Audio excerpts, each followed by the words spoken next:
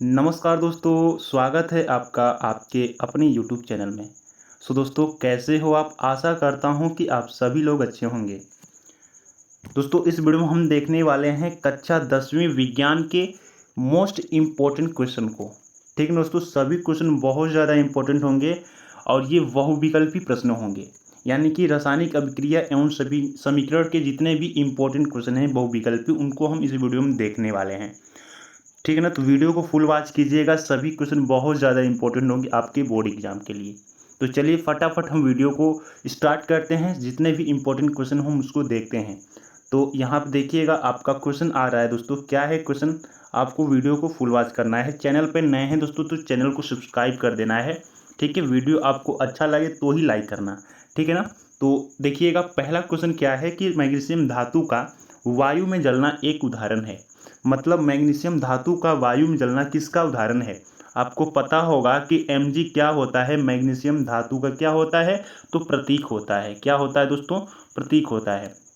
ठीक है ना, इसका वायु में जलना किसका उदाहरण है? भौतिक परिवर्तन का उदाहरण है, रासायनिक परिवर्तन का उदाहरण है, उत्क्रमणीय अभिक्रिया का उदाहरण है कि इनमें से कोई नहीं?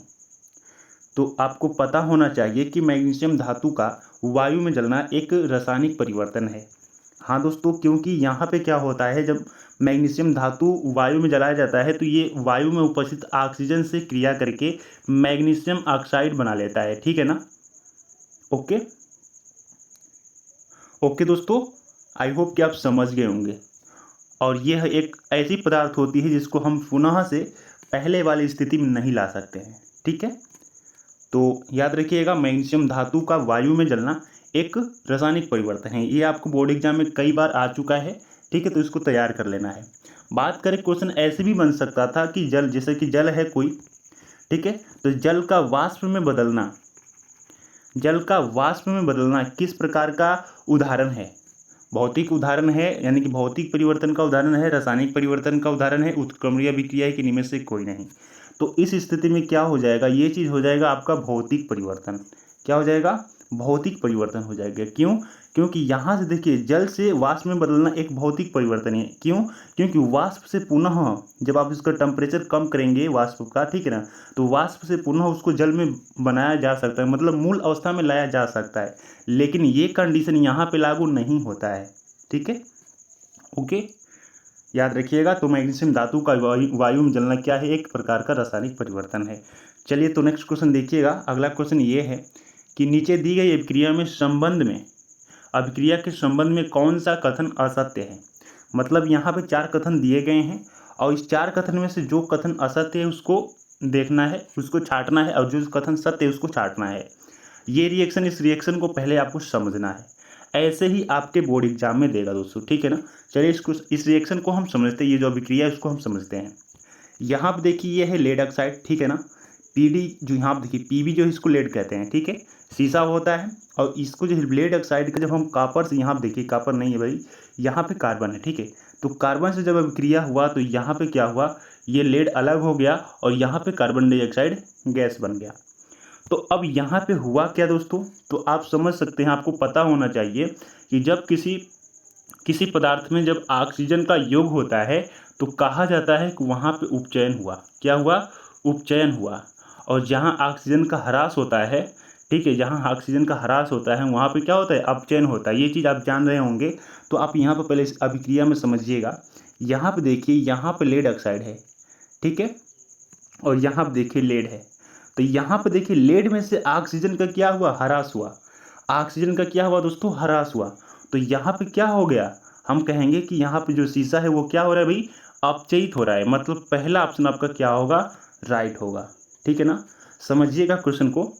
आपको पता होगा कि जिस पदार्थ में से अभिक्रिया में जिसमें से ऑक्सीजन का ह्रास होता है, ठीक है, जिसमें से ऑक्सीजन का ह्रास होता है वो कहा जाता है कि अपचयित हो रहा है, और जिसमें ऑक्सीजन का योग हो रहा है वो उसको कहा जाता है कि वो क्या हो रहा है?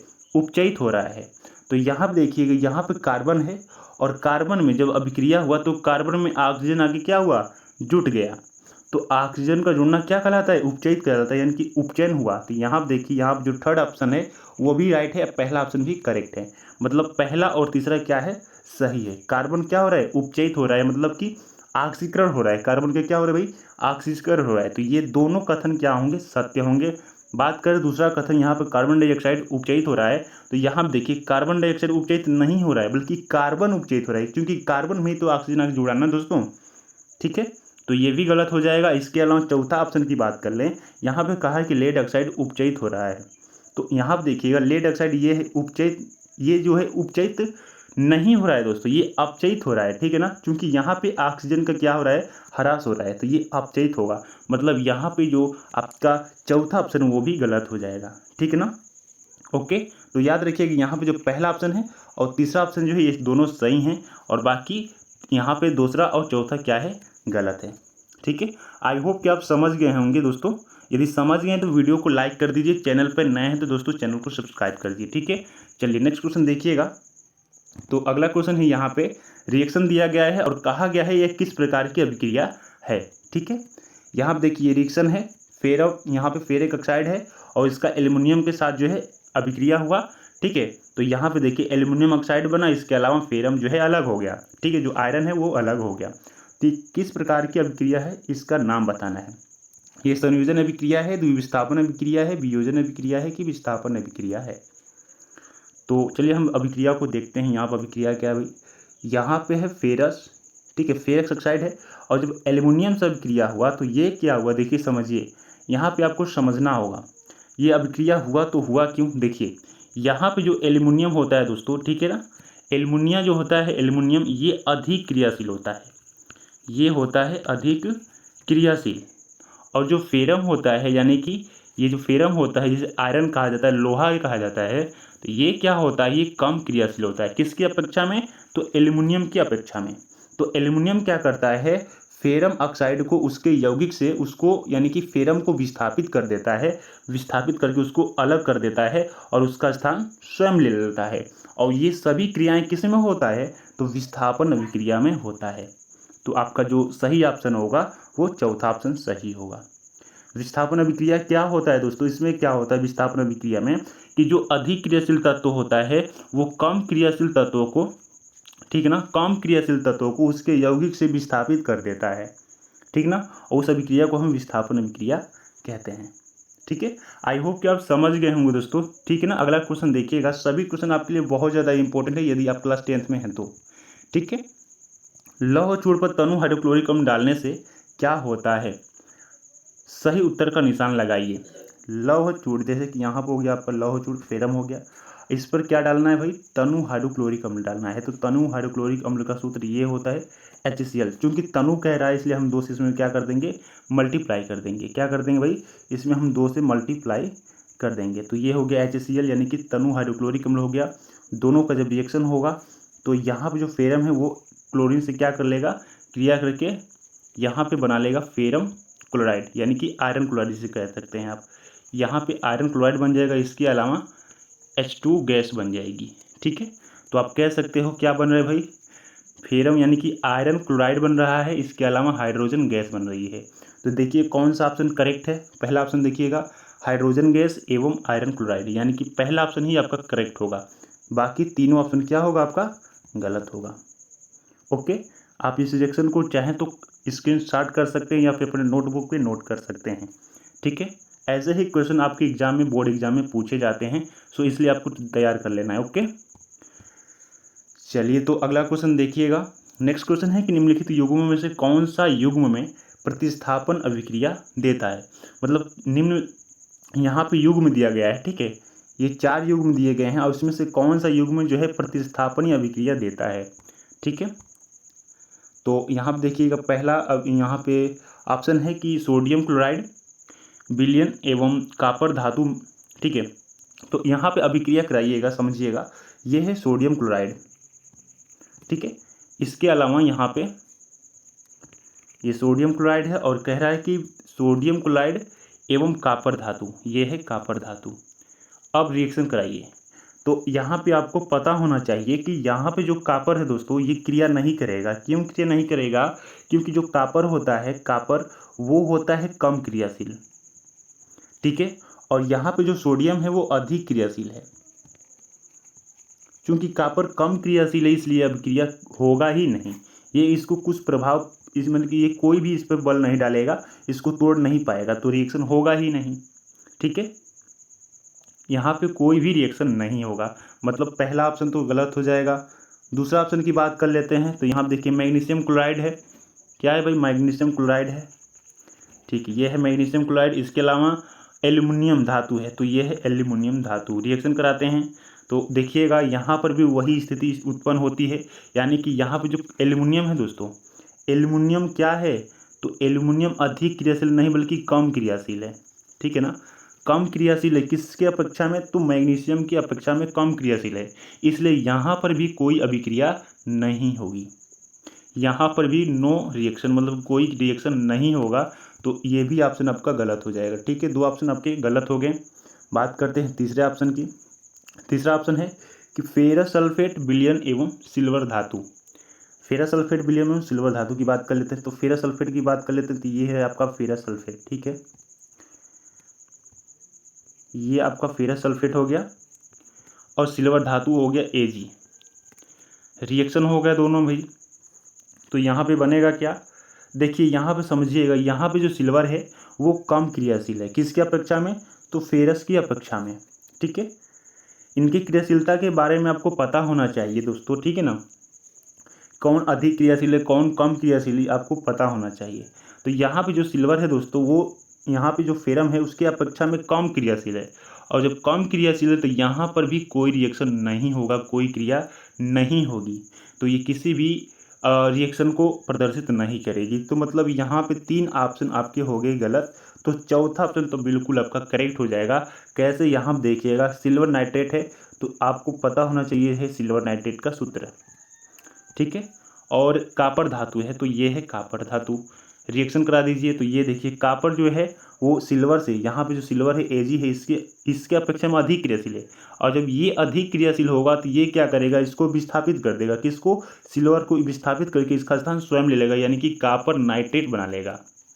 ठीक है, तो ये जो अभिक्रिया है ये किसको प्रदर्शित करेगा? तो प्रतिस्थापनीय अभिक्रिया को प्रदर्शित करेगा, विस्थापन अभिक्रिया को क्या करेगा? प्रदर्शित करेगा। ओके, तो आई होप कि आपको समझ में आ गया होगा दोस्तों। ठीक है ना, यदि समझ में आ गया दोस्तों तो वीडियो को कर दीजिए लाइक, चैनल पे नए हैं तो कर दीजिए सब्सक्राइब। ओके, चलिए तो नेक्स्ट क्वेश्चन देखते हैं। बिल्कुल ऐसे ही आपके एग्जाम में क्वेश्चन पूछे जाएंगे, तो आपको समझना होगा, चीज़ों को समझेंगे तो आसान होंगी। ठीक है ना, चीज़ों को समझिएगा दोस्तों, सभी क्वेश्चन बहुत ज़्यादा इंपॉर्टेंट है। आपको क्या करना है, जो क्रियाशीलता का जो श्रेणी है उसको याद कर लेना है। ठीक है ना, कौन सी धातु कितनी अधिक क्रियाशील होती हैं इसके बारे में आपको जानना होगा। सबसे अधिक क्रियाशील धातु आपका ये होता है पोटेशियम। ठीक है, सोडियम होता है, कैल्शियम होता है, मैग्नीशियम होता है, फिर उसके बाद एल्यूमिनियम होता है 5वें नंबर पे। सबसे अधिक क्रियाशील आपके पोटेशियम, फिर सोडियम, फिर कैल्शियम, मैग्नीशियम, फिर एल्यूमिनियम होते हैं। तो जो क्रियाशीलता की श्रेणी उसको याद कर लीजिएगा। ठीक है, तो चीज़ें आसान हो जाएंगी। कार्बन मोनोऑक्साइड की क्लोरीन के साथ अभिक्रिया द्वारा कार्बोनिल क्लोराइड का बनना उदाहरण है, किसका उदाहरण है? तो ये है आपका कार्बन मोनोऑक्साइड, और इसकी क्रिया क्लोरीन के साथ कराई गई। ठीक, ये है क्लोरीन के साथ। तो जब इसके साथ अभिक्रिया कराओगे क्लोरीन के साथ, ठीक है भाई, क्लोरीन गैस के साथ अभिक्रिया हो गया तो कार्बोनिल क्लोराइड का सूत्र यही होता है COCl2। ये होता है कार्बोनिल क्लोराइड का, यानी कि अभिक्रिया के थ्रू यही चीज़ बनेगी। ठीक है, और ये किस प्रकार का अभिक्रिया है? तो आप देख सकते हैं यहाँ पे दो अभिकारक हैं, दो रिएक्टेंट जो है आपस में क्रिया करके एक प्रोडक्ट का निर्माण किए, यानी कि एक उत्पाद बनाएं। तो यहाँ पे कौन सा अभिक्रिया होगा? संयोजन अभिक्रिया होगा। ठीक है ना, संयोजन अभिक्रिया में क्या होता है दोस्तों? दो या दो से अधिक अभिकारक क्या करते हैं? आपस में जोड़कर एक उत्पाद का क्या करते हैं? निर्माण करते हैं। क्या करते हैं? एक उत्पाद का निर्माण करते हैं।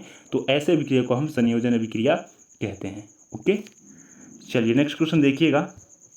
तो अगला क्वेश्चन है, यहाँ पे देखिएगा, जब कॉपर सल्फेट विलयन में लोहे का टुकड़ा डालते हैं तो कॉपर व फेरस सल्फेट बनते हैं, यह अभिक्रिया कहलाती है। देखिए, जब कॉपर सल्फेट विलयन में, तो ये है आपका कॉपर सल्फेट विलयन। ठीक है, इसमें लोहे का टुकड़ा डाल देते हैं, तो लोहे का टुकड़ा ये है आपका लोहे का टुकड़ा। तो यहाँ देखिए, तो क्या होता है? कॉपर व फेरस सल्फेट बनते हैं, यह अभिक्रिया किसका है? तो आपको पता होना चाहिए कि यहाँ पे जो फेरम है, ये कॉपर से अधिक क्रियाशील है तो यहाँ पे अभिक्रिया तो होगा ही होगा। बनेगा क्या? तो फेरस सल्फेट बनेगा। ठीक है, फेरस सल्फेट बन गया, इसके अलावा क्या बना? कॉपर बना। यही बात तो कहा है। ये कैसी अभिक्रिया है? तो भैया विस्थापन अभिक्रिया है। आप देख सकते हो प्रतिस्थापन अभिक्रिया को ही विस्थापन अभिक्रिया कहा जाता है, यानी कि पहला ऑप्शन क्या क्या होगा? करेक्ट होगा। ठीक है, विस्थापन अभिक्रिया में क्या होता है दोस्तों? जो अधिक क्रियाशील तत्व होता है वो कम क्रियाशील तत्वों को उसके यौगिक से क्या कर देता है? विस्थापित कर देता है। ठीक है ना। चलिए अगला क्वेश्चन देखिएगा। तो नेक्स्ट क्वेश्चन है कि निम्न अभिक्रिया में अपचायक पहचान कर लिखिए। मतलब इसमें से कौन है जो अपचायक है? अपचायक का मतलब ये होता है कि जो सामने वाले को ठीक है ना, सामने वाले को क्या कर देना? अपचयन कर देना। अपचायक का कार्य होता है कि जो सामने दिखे उसको अपचयन कर देना, उसका क्या कर देना? अपचयन कर देना।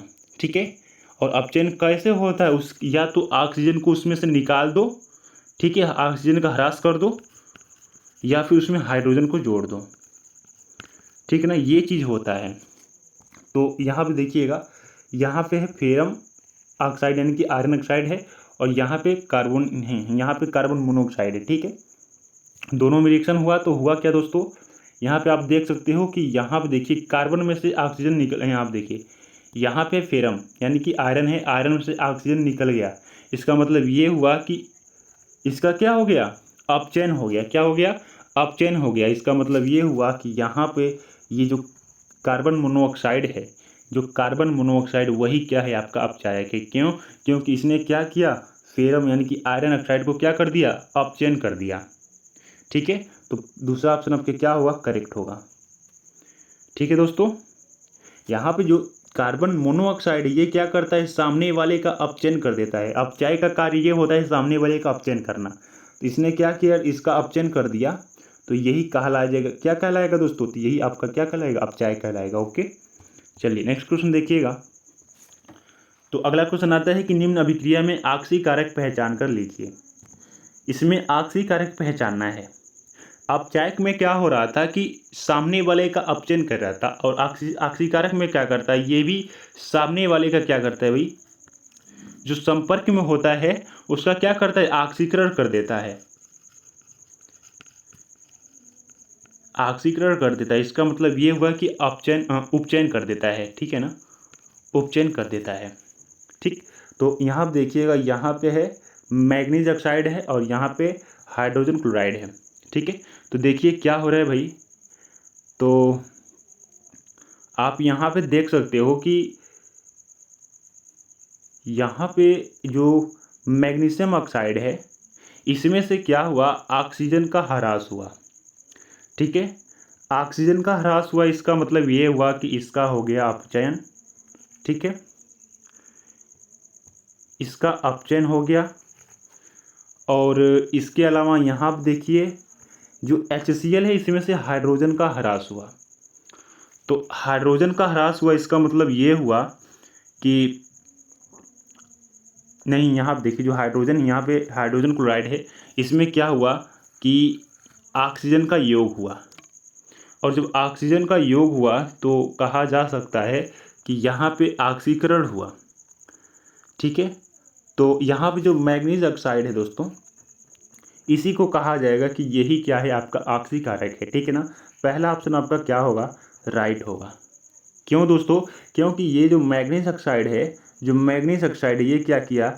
यहाँ पे जो HCl इसमें से यहाँ पे क्लोरीन को हटा दिया, क्लोरीन को हटाकर यहाँ पे ऑक्सीजन को जोड़ दिया। तो ऑक्सीजन को जोड़ दिया, इसका मतलब ये हुआ कि HCl का इसने क्या कर दिया? ऑक्सीकरण कर दिया। क्या कर दिया? ऑक्सीकरण कर दिया। और ऑक्सीकरण करके इसने जल बना दिया। ठीक है ना, आप यहाँ देख सकते हो जल बना दिया। कौन बनाया? तो मैग्नीज ऑक्साइड बनाया। यानी कि पहला ऑप्शन आपका क्या होगा? राइट होगा। पहला ऑप्शन आपका करेक्ट होगा। यही क्या होगा? ऑक्सीकारक होगा।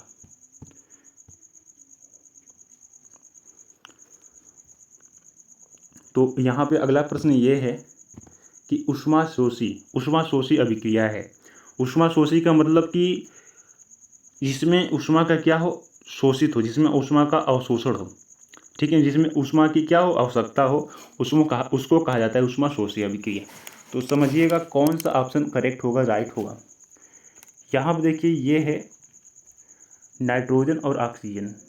तो इसमें क्या होता है, ऊष्मा की क्या होती है, आवश्यकता होती है। इसमें क्या होती है, ऊष्मा की आवश्यकता होती है। तो यही ऑप्शन आपका राइट होगा, ठीक है ना। नाइट्रोजन, इसमें ऊष्मा की आवश्यकता नहीं होती, इसमें ऊष्मा की आवश्यकता नहीं होती, तीनों में ऊष्मा की आवश्यकता नहीं होती। लेकिन आपको पता होना चाहिए कि जो नाइट्रोजन है और ऑक्सीजन है, इन दोनों का अभिक्रिया के लिए ऊष्मा की क्या होती है, आवश्यकता होती है। जब नाइट्रोजन ऑक्साइड गैस बनता है तो इसमें ऊष्मा की क्या होती है, आवश्यकता होती है, ठीक है। तो यही आपका क्या हुआ, ऊष्मा शोषी अभिक्रिया का उदाहरण होगा। आपको याद कर लेना, इस एग्जाम्पल को याद कर लेना है ताकि आपके बोर्ड एग्जाम में भी इसको लिख सकें। ओके, चलिए तो अगला क्वेश्चन देखिएगा, निम्न में से कौन सी गैस को ताज़ा, यहाँ देखिए ताज़ा तेल के नमक में लंबे समय तक परिरक्षण यानी कि भंडारण के लिए उपयोग किया जा सकता है। क्वेश्चन क्या है कि निम्न में से कौन सी गैस को ताज़ा तेल के नमूने के लंबे समय तक परिरक्षण यानी कि बचाने के लिए, उसका बचाव करने के लिए उपयोग में किया जा सकता है। यानी कि कोई तेल है दोस्तों, उसको बचाना है, उसका क्या करना है, परिरक्षण करना है, उसको बचाना है।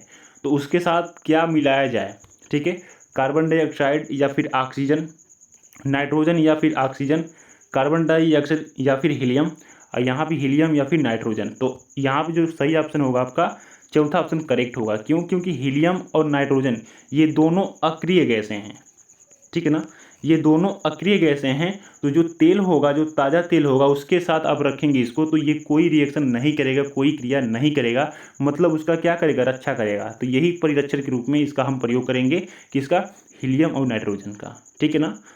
भाई तेल है, उस तेल को लंबे समय तक बचाना है, तो उसके साथ आप क्या कीजिए, हीलियम और नाइट्रोजन गैस को रख दीजिए, ताकि ये जो है अक्रिय गैस होते हैं और ये इसके साथ कोई रिएक्शन नहीं करेंगे, ठीक है। तो आपका जो सही ऑप्शन होगा ये चौथा ऑप्शन सही होगा। यहाँ पर जो कार्बन डाइऑक्साइड ये क्रिया कर लेगा भाई, ऑक्सीजन भी क्रिया कर लेगा, उसको विकृत गंधिता कर देगा, ठीक है ना। नाइट्रोजन भी क्रिया कर लेगा, ऑक्सीजन, नाइट्रोजन तो नहीं कर लेगा लेकिन ऑक्सीजन जो है क्रिया कर लेगा। यहाँ पे कार्बन डाइऑक्साइड भी क्रिया कर लेगा। लेकिन यहाँ पे जो चौथा ऑप्शन देख रहे हैं, यहाँ पे हीलियम अक्रिय गैस है, इसके अलावा नाइट्रोजन गैस भी अक्रिय गैस है। तो ये जो है तेल के साथ कोई भी क्रिया नहीं करेंगे, उसको लंबे समय तक क्या करेंगे, बचाए रखेंगे। ओके, ठीक है। तो अगला क्वेश्चन खत्म हो गया दोस्तों। जितने भी क्वेश्चन थे आपके लिए बहुत ज़्यादा इंपॉर्टेंट थे। यदि आप क्लास 10th में थे तो आपके लिए बहुत ज़्यादा इंपॉर्टेंट है, ठीक है ना, बहुत ज़्यादा इंपॉर्टेंट क्वेश्चन थे, ठीक। इसको क्या करना है, आपको तैयार कर लेना है, ठीक है ना। यदि वीडियो के लास्ट में आ गए हैं तो वीडियो को कर दीजिए लाइक, ठीक है ना। चैनल पे नए हैं दोस्तों तो चैनल को कर दीजिए सब्सक्राइब, अपने इस छोटे या फिर अपने इस बड़े भाई का थोड़ा सा क्या कीजिए, सपोर्ट कीजिए। ओके दोस्तों, बाय, मिलते हैं नेक्स्ट वीडियो में। नेक्स्ट वीडियो कैसा रहेगा, तो नेक्स्ट वीडियो आपका होगा आपके कक्षा 10वीं का जो अम्ल, क्षार एवं लवण के जितने भी बहुविकल्पी प्रश्न है महत्वपूर्ण, उसको हम लेके आएंगे, ठीक है ना। क्योंकि आपको पता होना चाहिए कि आपका जो एग्जाम है वो MR शीट पर होता है और इस पर जो 20 क्वेश्चन पूछे जाते हैं। तो इसलिए हम 20 क्वेश्चन को भी लेके चलते हैं साथ में, ताकि इसका भी तैयारी आसानी से हो जाए। ओके दोस्तों।